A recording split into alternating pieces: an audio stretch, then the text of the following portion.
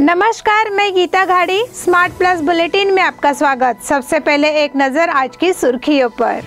Petrol diesel की कीमतों में बढ़ोतरी जारी, अनलॉक शुरू, दैनिक व्यवहार फिर से गतिमान। देवदर्शन से हुई अनलॉक की शुरुआत। बसवनकुर्ची क्षेत्र में बल्लारी नाला की समस्या दूर करने की मांग। भाजपा का आरोप, विधायकों ने चुनाव के कारण आंदोलन को शुरू किया। अंतर्राज्यीय बस सेवा की शुरुआत। कोगनोली वंचित आघाड़ी की ओर से ग्राम पंचायत विरोधी सदस्यों को निवेदन।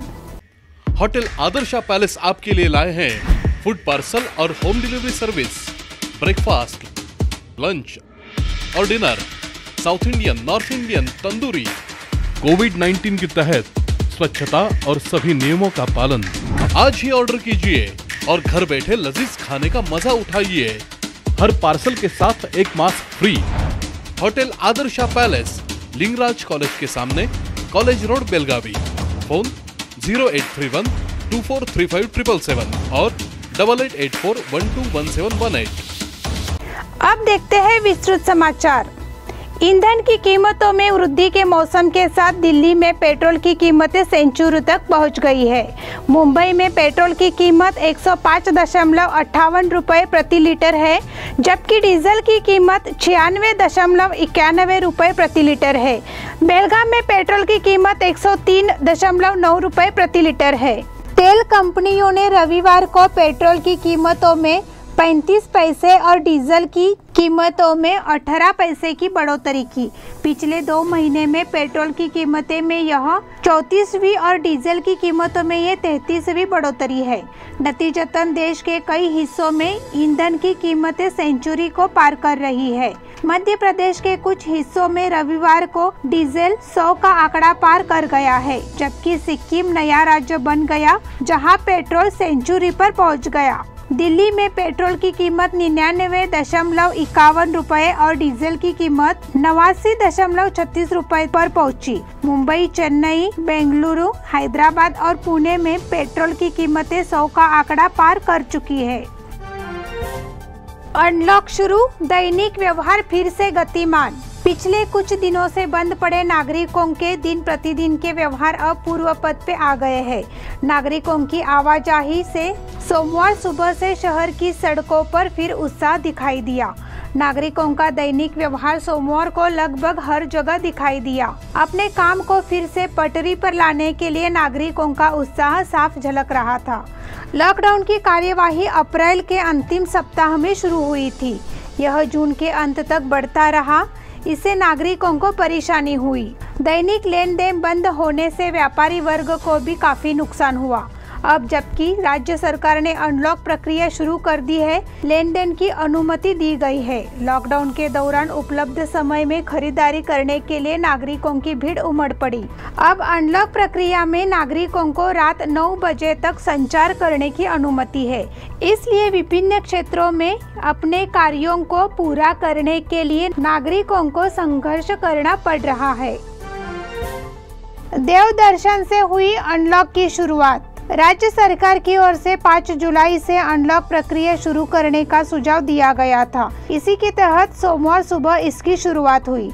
दक्षिण काशी श्री कपिलेश्वर देवस्थान में शंखनाद और मंत्रोच्चार के जाप कर मंदिर के द्वार श्रद्धालुओं के लिए खोल दिए गए। भक्तों को अब सरकार द्वारा निर्धारित नियमों का पालन करते हुए दर्शन करने की अनुमति है। दक्षिण काशी कपिलेश्वर देवस्थान ट्रस्ट कमेटी के अध्यक्ष सुनील बाळेकुंद्री ने नागरिकों से अपील की है कि अनलॉक प्रक्रिया शुरू होने के बावजूद भी मंदिरों में नियमों का पालन करें और धार्मिक गतिविधियों में भाग ले। सुबह मंदिर में आयोजित विशेष पूजन समारोह की योजना राजू भातखंडे, अभिजीत चौहान, नागराज कट्टी, गणेश देवर, सचिन आनंदाचे, राजू पाटिल और अन्य ने बनाई थी। बसवनकुर्ची क्षेत्र में बल्लारी नाला की समस्या दूर करने की मांग। बल्लारी नालों में आ रही बाढ़, इससे होने वाले नुकसान को रोकने के लिए किसानों को सुविधाएं उपलब्ध कराई जानी चाहिए। ऐसी मांग बसवनकुर्ची क्षेत्र के किसानों ने की है। इस मांग का बयान कलेक्टर को सौंपा गया है। बयान के अनुसार हर साल बल्लारी नाला में बाढ़ से बसवानकुर्ची और निलजी क्षेत्रों में खेतों का भारी नुकसान हुआ है। इन खेतों में धान को भारी मात्रा में बोया जाता है। शहर से कचरा इसी नाले में फेंकने के कारण पाइपलाइन पूरी बंद पड़ गई है। यह पे ध्यान देना चाहिए। बयान में यह भी मांग की गई है कि पाइपलाइन को साफ करने और इसे बनाने के लिए कदम उठाए जाए। इस मौके पर बसवानकुर्ची क्षेत्र के किसान मौजूद थे। यह बयान पूर्व पार्षद बसवंत हलगेकर के नेतृत्व में दिया गया। भाजपा का आरोप, विधायकों ने चुनाव के कारण आंदोलन को शुरू किया। जिला पंचायत और तालुका पंचायत चुनाव के लिए आरक्षण की घोषणा होते ही विधायक डॉक्टर अंजलि निंबाळकर ने शनिवार को सिर्फ राजनीतिक मकसद के लिए रास्ता रोको कर दिया। उन्होंने आज तक कभी रास्ता रोको के बारे में सोचा भी नहीं था, तो रास्ता रोको करने की अभी क्या जरूरत थी। यह आरोप तालुका भाजपा अध्यक्ष संजय कुबल ने एक संवाददाता सम्मेलन में लगाया। इस मौके पर पूर्व जिला पंचायत सदस्य बबनराव देसाई ने अपनी प्रतिक्रिया व्यक्त की। इस अवसर पर जिला भाजपा उपाध्यक्ष प्रमोद कोचेरी, पूर्व अध्यक्ष विठ्ठल पाटिल, भाजपा नेता विठ्ठल हलगेकर, महिला मोर्चा सचिव धनश्री सरदेसाई, जिला पंचायत सदस्य जितेंद्र मादार, पूर्व जिला पंचायत सदस्य ज्योतिबा रेमानी, अशोक देसाई, सुरेश देसाई, गुंडू तोपिनकट्टी, बासु सैनिकों, वसंती बेजर सहित अन्य भाजपा कार्यकर्ता मौजूद थे। अंतर्राज्यीय बस सेवा की शुरुआत।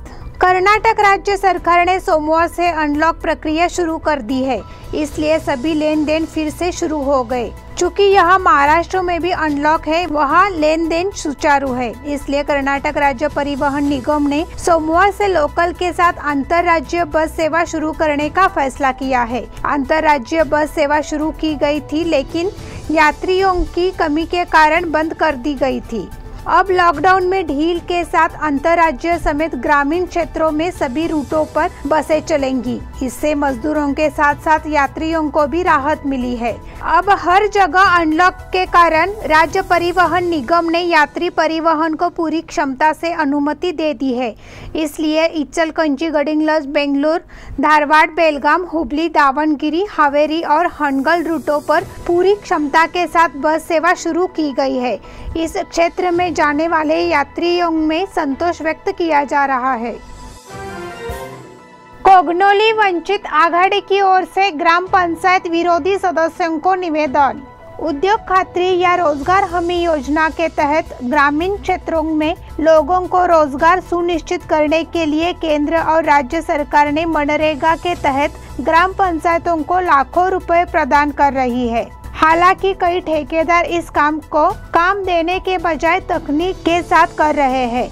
लोग इसलिए कोगनोली तालुका निपानी में वंचित बहुजन गठबंधन में कोगनोली ग्राम पंचायत विपक्षी समूह के सदस्यों सुनील माने, विद्या वटकर और सुजीत माने को एक बयान दिया है, जिसमें कोगनोली ग्राम पंचायत को जनरल बैठक में अपनी आवाज उठाने के लिए कहा है।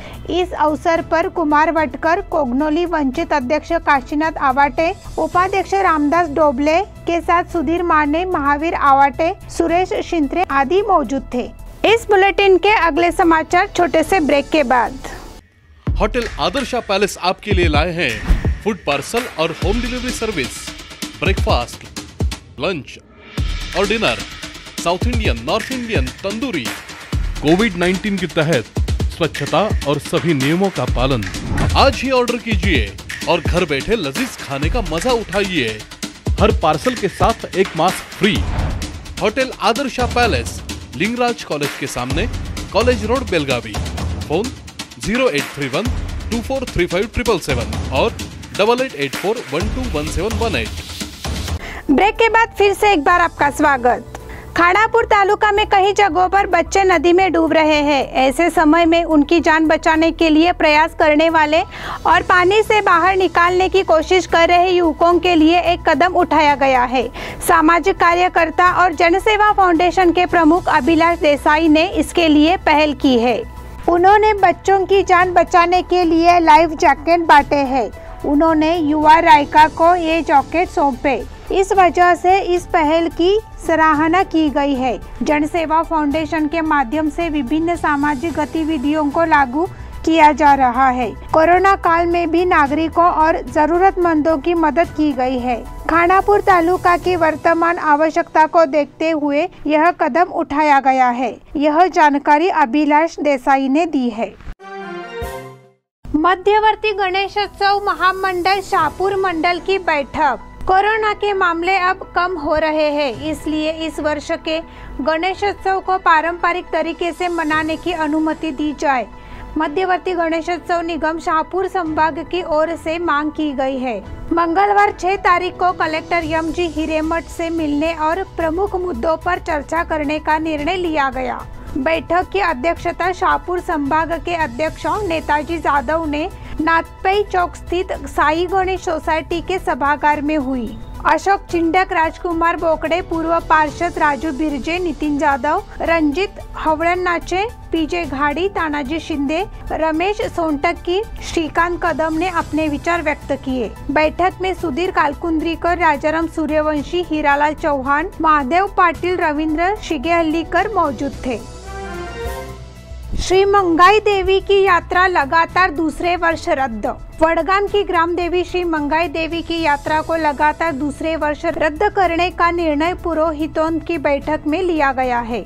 हालांकि चौहान पाटिल पुजारी परिवार ने यात्रा के दौरान सभी धार्मिक कार्यक्रमों को पारंपरिक तरीके से मनाने का फैसला किया है। वडगांव में श्री मंगाई देवी यात्रा उत्सव में देवी के दर्शन के लिए शहर के लोगों की भीड़ उमड़ती है। पिछले साल कोरोना संकट के कारण यात्रा रद्द कर दी गई थी। यात्रा के अवसर पर शुक्रवार को श्री मंगाई देवी के मंदिर में पारंपरिक प्रार्थना समारोह का आयोजन किया गया। उसके बाद शहर में वडगांव से यात्रा कैसे मनाई जाएगी, इस पर चर्चा होने लगी। इसलिए रविवार को चौहान पाटिल पुजारी वर्ग की बैठक हुई। इस दौरान सभी विषयों पर विस्तार से चर्चा की गई। उसके बाद यात्रा रद्द कर दी गई और इस साल भी एक साधारण धार्मिक कार्यक्रम आयोजित कर परंपरा को कायम रखा जाएगा, ऐसी जानकारी दी गई। श्रीराम कॉलोनी आदर्श नगर निवासी एसोसिएशन का प्रथम वर्धापन दिन समारोह।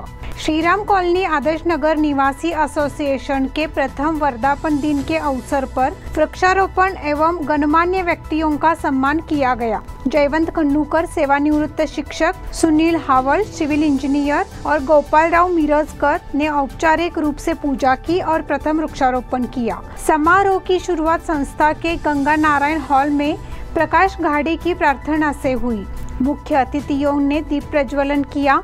सभी अतिथियों का परिचय गोपाल राव मिरजकर ने किया। Doctor Murugen Pattanshetti, doctor Vinayak Joglekar, doctor Pradeep Chaudhary, CA Prasad Dhongdi और सेवानिवृत्त शिक्षक जयवंत खन्नूकर को फूलों का गुलदस्ता, स्मृति चिन्ह और शाल देकर सम्मानित किया गया। उस समय मंच पर अध्यक्ष प्रदीप जोशी, उपाध्यक्ष विलास घाड़ी और सचिव प्रदीप चौहान मौजूद थे। योग गुरु doctor Murugen Pattanshetti, doctor Vinayak Joglekar, doctor Pradeep Chaudhary ने होम्योपैथिक और सीए प्रसाद धोंगड़ी ने वित्तीय क्षेत्र की जानकारी दी। सचिव प्रदीप चौहान ने संस्था द्वारा किए जा रहे कार्यों की समीक्षा की। अध्यक्ष प्रदीप जोशी ने चिकित्सकों द्वारा की जा रही सेवाओं की सराहना की। जयवंत खन्नूकर ने आभार व्यक्त किया। कार्यक्रम का संचालन बाबूराव घोरपड़े ने किया। राष्ट्रगान के साथ कार्यक्रम का समापन हुआ। 10वीं कक्षा के छात्रों के लिए प्रारंभिक परीक्षा। कर्नाटक राज्य शिक्षा विभाग की ओर से तारीख 19 और तारीख 22 जुलाई को 10वीं की वार्षिक परीक्षा होगी। बेलगाम शहर और ग्रामीण शिक्षा संस्था की ओर से विभिन्न विद्यालयों में 10वीं कक्षा के बालक बालिकाओं के लिए प्रारंभिक परीक्षा आयोजित की जा रही है। महाद्वार रोड स्थित Gajanan Rao Bhatkhande English medium school में सोमवार को तैयारी परीक्षा हुई। इस समय शासन के नियम के अनुसार प्रत्येक कक्षा में केवल 12 विद्यार्थी ही बैठे थे और प्रारंभिक परीक्षा आयोजित की गई थी। इस समय कर्नाटक सरकार द्वारा दिए गए प्रश्न पत्रों का भुगतान कर छात्रों ने परीक्षा दी। Gajanan Rao Bhatkhande English medium school के चेयरमैन मिलिंद भातखंडे ने कहा कि इससे छात्रों का आत्मविश्वास बढ़ रहा है। वह जानवर तेंदुआ नहीं, बिल्ली था। बेलगाम शहर के रेसकोर्स मैदान के आसपास तेंदुए जैसा जानवर मिलने के बाद गुरुवार सुबह वन विभाग द्वारा तलाशी अभियान शुरू किया गया था। कथित तेंदुआ एक जंगली बिल्ली है। बिल्ली पर वन विभाग की नजर पड़ते ही बेलगाम के लोगों ने राहत की सांस ली। गुरुवार शाम तेंदुए जैसे जानवर के पैरों के निशान मिले। इसके बाद तलाशी अभियान तेज कर दिया गया और इलाके में 7 जगहों पर सीसीटीवी कैमरे लगा दिए गए। सीसीटीवी में जंगली बिल्ली दिख रही है, तेंदुआ नहीं। वन विभाग ने खुलासा किया है कि यह एक बड़ी बिल्ली है, तेंदुआ नहीं। पिछले 3 दिनों से कैमरे और ट्रैप का इस्तेमाल कर रहे वन विभाग ने पाया कि यह जानवर जंगली बिल्ली है। गुरुवार सुबह हनुमान नगर के रेसकोर्स इलाके में तेंदुए जैसा जानवर देखा गया। हालांकि यह स्पष्ट हो गया है कि तेंदुआ नहीं बल्कि जंगली बिल्ली है, इसलिए अब नागरिकों ने राहत की सांस ली। मधुकर नाडगौड़ा का निधन। वडगांव निवासी और वरिष्ठ पत्रकार मधुकर नाडगौड़ा का 5 तारीख को वृद्धावस्था के कारण निधन हो गया। उन्होंने लंबे समय तक बेलगाम में पत्रकारिता के क्षेत्र में सेवा की थी। वे कई वर्षों तक दैनिक सकाल के संभागीय कार्यालय के प्रमुख थे। विष्णु मन्नोलकर का निधन। विष्णु मन्नोलकर उम्र 78 साल, हडलगा तालुका खानापुर निवासी। इनका 4 तारीख को बीमारी के कारण निधन हो गया। उनके परिवार में पत्नी, एक बेटा, 4 बहुएं और पोते पोतियां हैं। वह शट्टुपा मन्नोलकर गुरुजी के भाई और श्याम मन्नोलकर के चाचा थे। इसी के साथ स्मार्ट प्लस बुलेटिन के आज के समाचार समाप्त हुए। धन्यवाद।